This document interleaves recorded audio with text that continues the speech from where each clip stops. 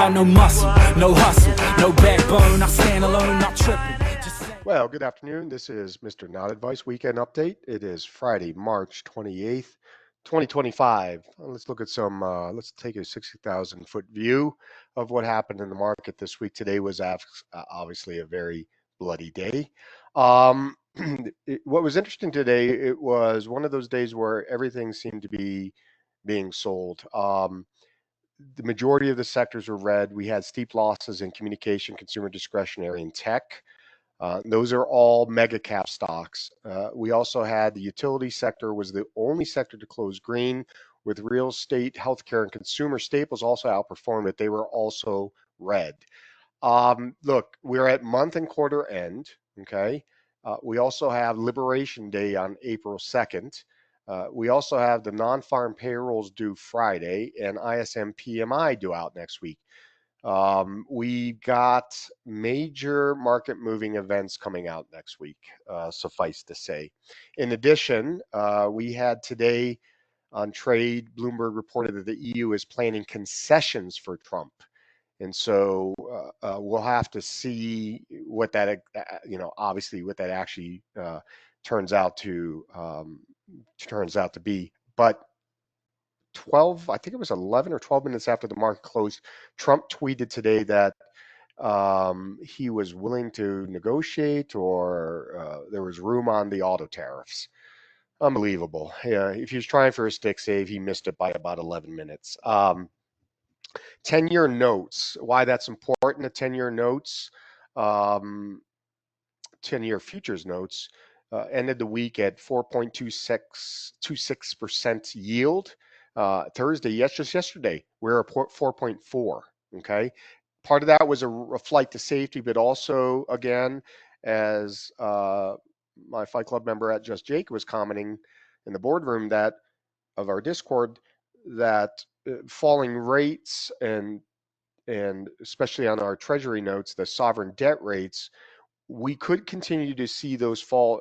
Also, if not only with the weakening economy, but also if the fiscal picture of the U.S.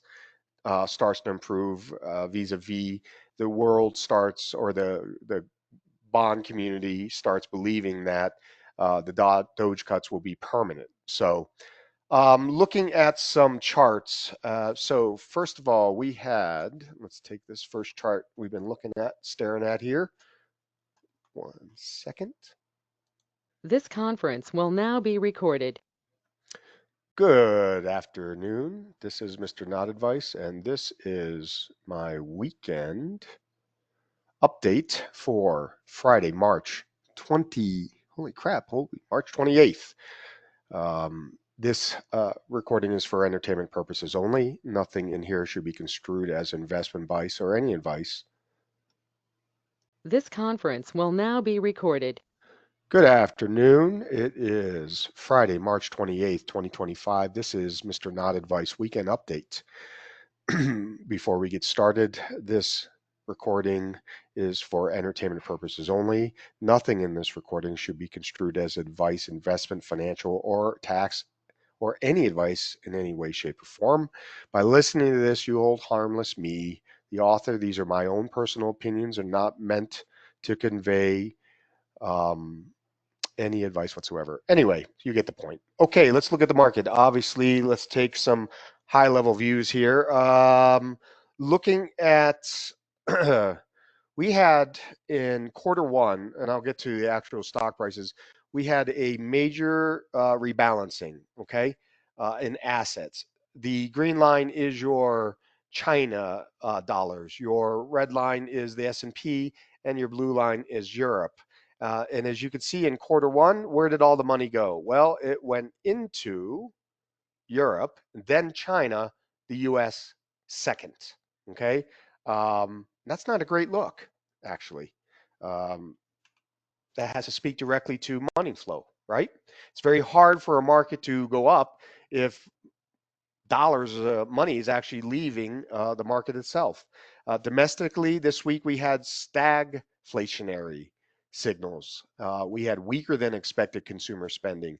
We had hotter than expected core PCI, and we had surging inflation expectations. But that I'll get to that. That's the University of Michigan report that came out. That now there's chatter that they purposely torpedoed that report to try to affect Trump, which unfortunately could be. I don't know if it's true.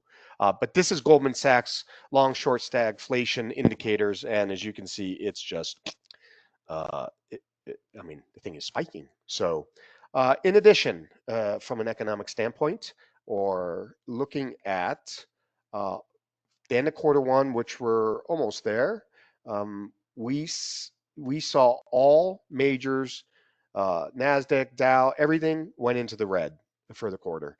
Nasdaq obviously was the biggest loser. And for those of you that are paying attention to this chart that we've seen a lot of, the correlation is dead. Okay, the minute that the correlation stops, it's dead. Now, what I could see them doing here is this green line was his first Trump tariff when he was talking about him in his first presidency. Red is his second. So a lot of people were saying, well, it's going to follow the same trend, which I could understand because it's really, this is, encapsulation of behavior. Well, when you see a correlation break like that, the correlation is done unless it reestablishes itself. Well, in order for it to do that, it's going to have to do it much higher. So for right now, that correlation is dead. And anybody who's showing you that and saying that's why you should get long, well, that's a problem. Next week is very heavy with event risk. This is the volatility short-term structure, which is going to affect my UVX trade because I've got expiration coming up. I'm holding it through Liberation Day on April 2nd because I'm hoping we get a quick spike down in volatility so I can exit. But I would what they're showing is short term, we should see an increase in the VIX all the way up to April 2nd, right here. Then Friday is payrolls, and then from that point down. Okay. Looking at, excuse me, looking at treasury yields all across the board. These are the different yields: 2, 5, 7, 10, and 30s. All of them down, and that's due today because growth concerns were the bigger concern today over inflation fears. So those yields dropped because now the market today was focused on, oh, we're not growing enough. Okay. But they also, if you look at the 1 year right here, the rates have dropped significantly since quarter one. In addition, what else do I have here? Charts. Oh, here we go. We got the oil prices ended the month unchanged, but are lower year to date. Here's our year to date.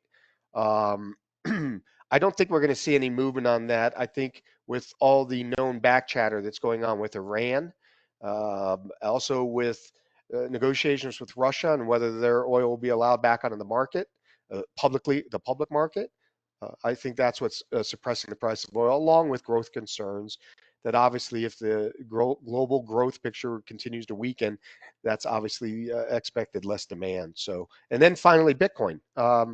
Bitcoin, first quarter was a disaster for most crypto, but Bitcoin was lower in Q1, but it's still well above pre-election levels. However, today's tumble took Bitcoin below its 200-day moving average. So, not something we like to see as of late. The 200-day moving average, by the way, is an indicator that everyone is using because a lot of the prices are right around the 200-day moving average. So I'll get to that in a second. Looking at the week ahead coming up, big week, as I mentioned. This week, today was not a capitulation day, but it certainly was a day where it felt like everything was just being sold. Okay.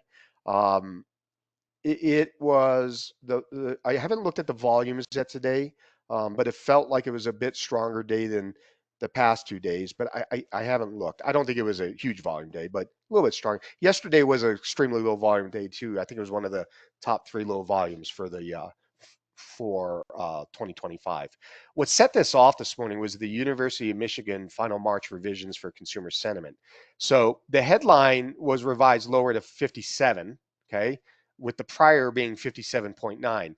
Then they forward-looking expectations, they revised down from 54.2 to 52.6. They did marginally lift the current conditions 63.8 from 63.5. But what this report is supposedly it is a survey, okay, of consumers. And I don't know how many, it's not a big survey. And they answer a survey directly related to these questions, and then they pull out the averages. The report shows, or the report added that this month's decline reflects a, no kidding, clear consensus across all demographics and politics that consumers continue to worry about the potential for pain amid ongoing economic policy developments. Notably, 2/3 of consumers expect unemployment to rise in the year ahead. That is the highest reading since 2009. Further, inflation expectations lifted with 1 year ahead to now. Here's the thing. When I see inflation expectations from consumer sentiment reports, I don't pay attention to them because they're asking consumers. So I just don't. We had multiple Fed speakers mouthing off. Uh, Collins is a 2025 voter, spoke after hours on Thursday and said she's cautiously optimistic. Barkin, who's not a voter, said he felt that the current moderately restrictive policy is a good place to be. Okay. But the big one was Daley, who comes out, who's not a voter, said that he believes two rate cuts, or they believes two rate cuts are still reasonable this year. All right, so let's take a look at some charts. All in all, I guess what I want to stress is it's 1 week, nothing really I wouldn't be freaking out over. All right, there is no doubt about it on the SPY chart that we had a absolute mother of a rejection off the 200-day. Not only did it get above and close above 2 days in a row, it then fired that candle. It blew through the point of control today. So any retrace is probably going to be held down by this green line, the point of control. My target for this move is 550. All right, 550 bounce level, which is based on these previous lows back in beginning of March 2 weeks ago. We break that, I think we have room to 540 or 5400 on the S&P, with the S&P being at 55 now, then all the way down to 5,000. So we are in as you can see from this chart, it was a buy the dip. We are now in a sell the rip mode. Okay, that's what I'm looking at. On the Qs are almost as bad. I will look to short the Qs. And again, this is not automatic because I got to see what the timing is on it. I mean, I'm not going to do this if it does it on Monday because I've got Liberation Day coming. So, but on the Qs / NASDAQ, yeah, it's extremely close to breaking down. Right here, NASDAQ, everything is looking like it's breaking down. Okay. Let me rephrase that. Everything is broken down. So it's not a question of, oh, does the market look weak? No, it's weak. Now all we're missing is volume. Now, I made a comment, I think on last week about the money flow coming in with all the pension rebuying. There is pension rebuying going on. They're probably really happy with the market going down that they're doing this buying. So obviously it's not enough to overwhelm the selling that's going on.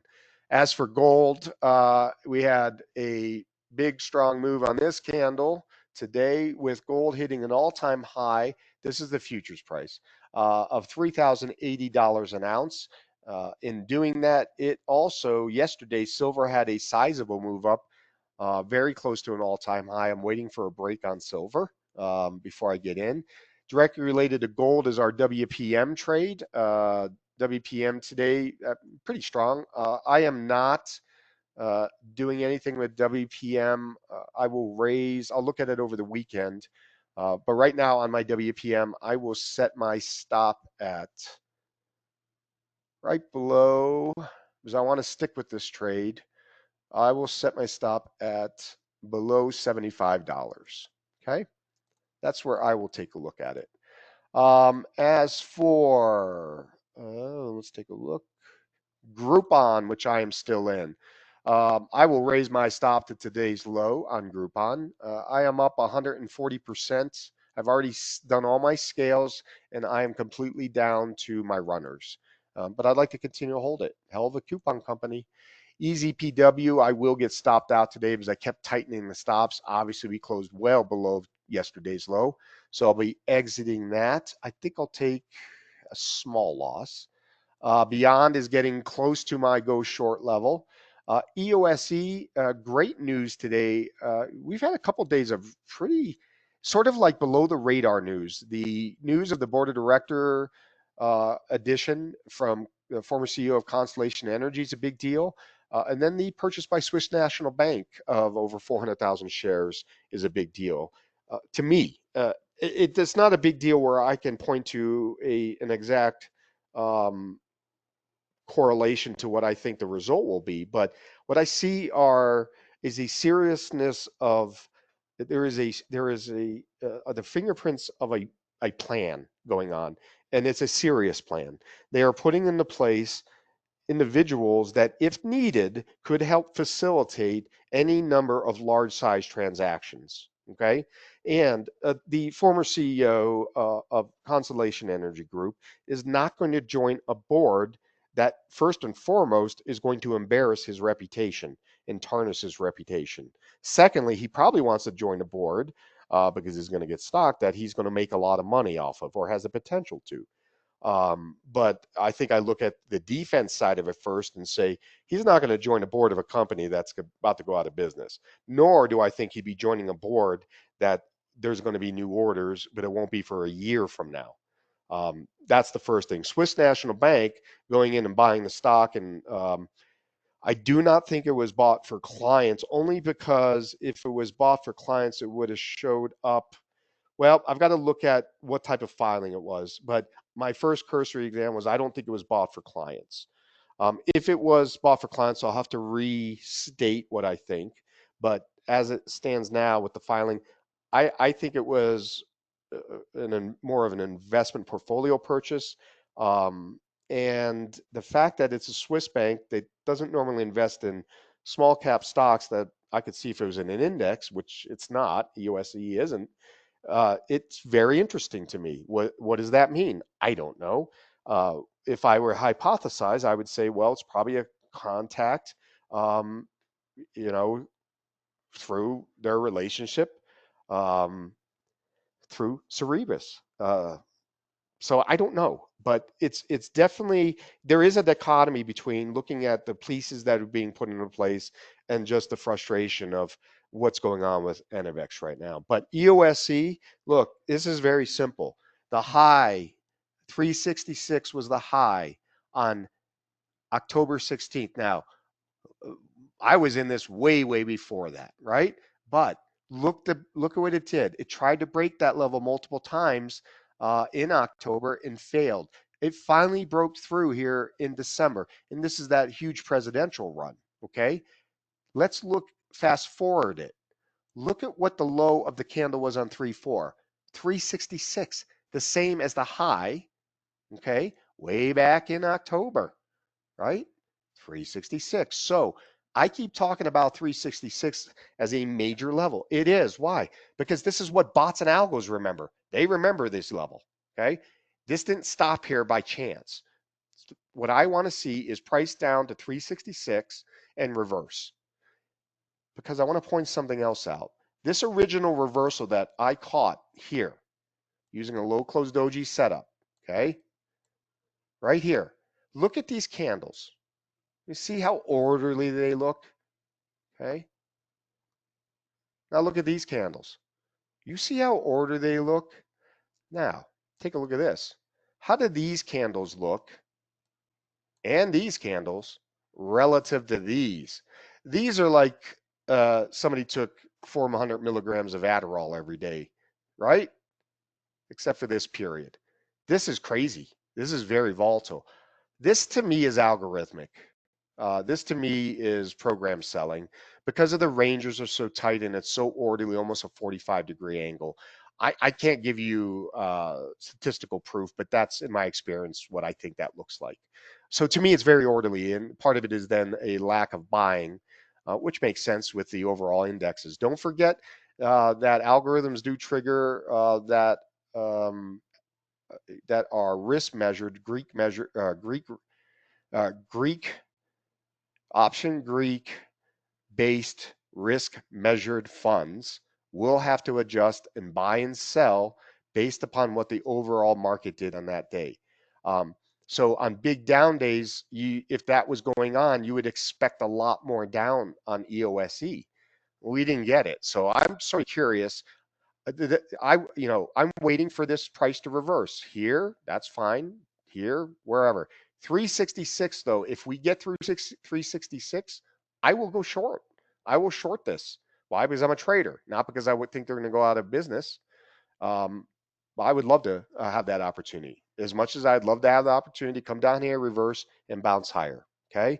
As for NVX, NVX is in a tough spot. We did bounce today. The low today was 724. This low is 710, and my break level is 710.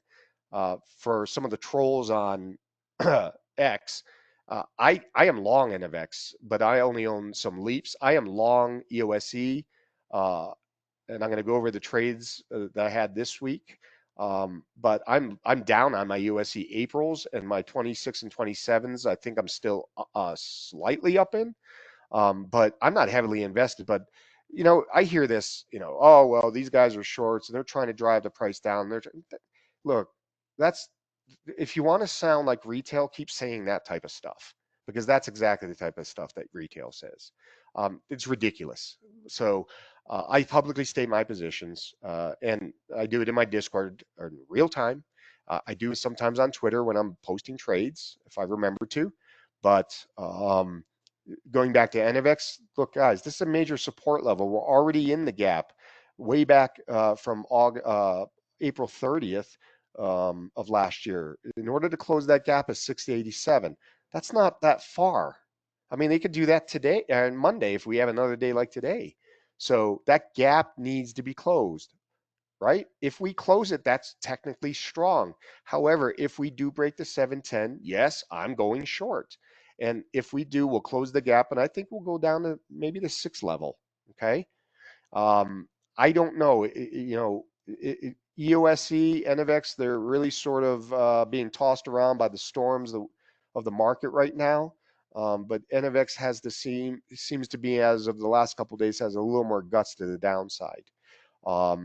So we're at very near levels on both of them where I think we're going to be able to tell very quickly on whether or not we should be looking long or short on them. As I said, I had some trades blow up on me this week. I was in SoFi. We did a quick scale, I believe, last week for plus 10%. Okay. It was a great trade. And then this happened. This one here, we got out yesterday morning. So that was SoFi. I got my face ripped off on. When I say ripped off, I think I took a 50% loss on my options on those. I'll have to look. NVIDIA, I know I took close to a 50% loss on my NVIDIAs. I never got a chance to scale on those. So I took a hit on NVIDIA, on SoFi, TSLL, Tesla. We got into this. This was very interesting. We did get out yesterday, and I was really pissed about it because I wanted to stay in, but I followed the rules. We got out for, I think, a 13% loss. Whoop-de-doo. It was frustrating. It was the night before Tesla was really gunning because Elon had he did some statement or whatever. And anyway, we were up in the options contracts in the after hours, but we managed the risk. Thank God we did because obviously those options are just getting throttled. In fact, yeah, they're down to, I think, $1.56. So they're now down another 30%. So what other trade was I in? TSLL, NVIDIA. I believe that's all the trades. So looking forward, here's what I'm looking at. I liked today to the extent that we had some really concentrated selling. I unfortunately don't think, as much as I want to hope, I don't see what kind of news Trump can deliver that is going to be absent that there's no tariffs, which would be bad for our country, by the way. Okay. But absent of that, I think Trump will get the blame, but it's really not his fault at this point, the market. Okay. So I think right now I am in a sell the rip mode. Do I still think we could get an all-time high? Yeah, there's maybe a couple percent of me left. That was, I think I mentioned to you all, I've been saying this. That was our shot this week. That was our shot. They had their shot. They failed spectacularly. They failed, the Bulls. Okay. So, yeah, I think there's a shot. Let's put it this way. Yeah, I do think, and it's a slightly higher probability that we'll get an all-time high unless Trump hits it out of the park. But it's not a very high probability. Right now, the market wants to go down. If we look at the weekly chart, by the way, looking at our weeklies, look, what did you get this week? You got an engulfing of last week's action and almost of the previous week. This is just right now. I can make the case that we're in a consolidation phase. Okay, but this week's action was very unhealthy. Even on the Qs, same thing, consolidation phase. But here we are. We're near this low, so we're either going to bounce or we're about to make new lows. Looking forward to next week. No trading probably on Monday in terms of me adding new trades. I'll look over the weekend. And then again, we've got April 2nd coming up and how many millions of tweets that Trump will send out this weekend. So I actually feel, despite the week, I feel pretty good. I thought it was a good week. Had a great podcast with Mr. Greg Reyes. If you haven't listened to it, I would highly recommend it. And thank you very much for taking the time to listen. Have a great weekend, you all.